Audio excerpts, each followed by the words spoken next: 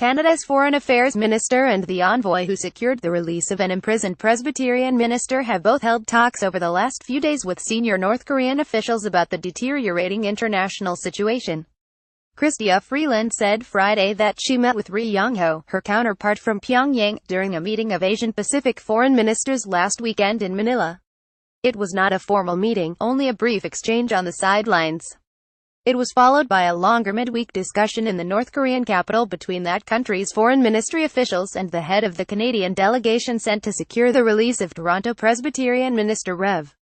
Hyeon-soo Lim. Canadian pastor Hyeon-soo Lim was released this week by North Korea after months of negotiations and the visit of a high-level Canadian delegation to Pyongyang.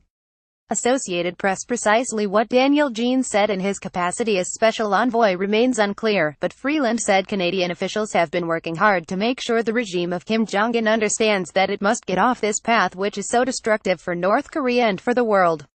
Extraordinary tension. The face-to-face meetings came at a time of extraordinary tension between U.S. President Donald Trump's administration and the regime of Kim Jong-un, which has threatened to launch a missile strike on waters off the U.S. territory of Guam sometime this month. Freeland made it clear Canada is standing firmly beside the United States and the threats were totally unacceptable. When they are threatened, we are there, Freeland said in Edmonton following a meeting related to the upcoming renegotiation of the North American Free Trade Agreement. This is clearly a gravely concerning situation. Foreign Affairs Minister Chrystia Freeland delivers a statement during the 50th ASEAN Foreign Ministers meeting on Sunday in the Philippines. Freeland says she met on the sidelines of the meeting with North Korea's foreign minister. Bullet Marquez. Associated Press. She said it was useful for the North Korean foreign minister to hear from his counterparts last weekend how they view the country's nuclear and ballistic missile programs. Freeland also met with U.S. Secretary of State Rex Tillerson, South Korea's foreign minister, and later with China's top diplomat during a brief trip to Beijing. Chrystia Freeland condemns latest North Korean threats. 130 envoy exchange. A liberal government official, speaking on background, signaled on Tuesday that in addition to the diplomatic mission to release Lim, Jean would discuss other issues of regional concern. Rodong Sinmun, a North Korean newspaper affiliated with the Central Committee of the Workers' Party of Korea, reported the departure of the Canadian delegation, without mentioning the Lim case, but noted the diplomatic exchange. They had a wide-ranging and in-depth exchange of views on the bilateral relations and international issues of mutual concern with officials concerned of the foreign ministry, said the report posted late Friday. On Friday, Trump tweeted that U.S. military options are in place and the Americans are locked and loaded should they be attacked. The Associated Press reported Friday that despite heated rhetoric from leaders of both countries, the Trump administration has been quietly engaged in back-channel diplomacy with North Korea for several months.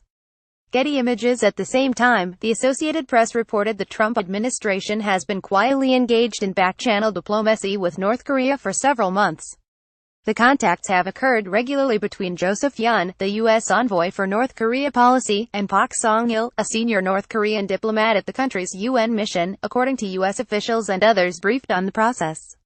The two sides had discussions to secure the June release of American Otto Warmbier, a university student who returned home in a coma and later died, but U.S. officials speaking on background to the news agency were unclear about whether the talks involved matters other than U.S. detainees.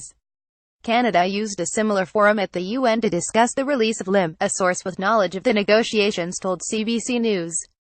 An expert on North Korea said the face-to-face meetings demonstrate that Canada can open doors where the U.S. is unable, or unwilling. I think there's a lot of room for Canada to be more active, said Tina Park, executive director of the Toronto-based Canadian Centre for the Responsibility to Protect. Despite having been one of the main troop-contributing countries during the Korean War, Park said the North Korean regime recognizes the peaceful gestures made since the 1950s. Chrystia Freeland expresses relief over Hyeon-soo Lim's release. 130 Canada enjoys a very different position, having a reputation as an honest broker, having a track record of sending humanitarian aid and really championing global humanitarianism, she said. Canada was not at the table for the so-called six-party talks, involving China, Japan, North Korea, Russia, South Korea, and the United States, which have attempted to find, in fits and starts, a way to dismantle Pyongyang's nuclear program. Park said each of the countries have different interests and perhaps Canada could start by offering to facilitate a multilateral meeting.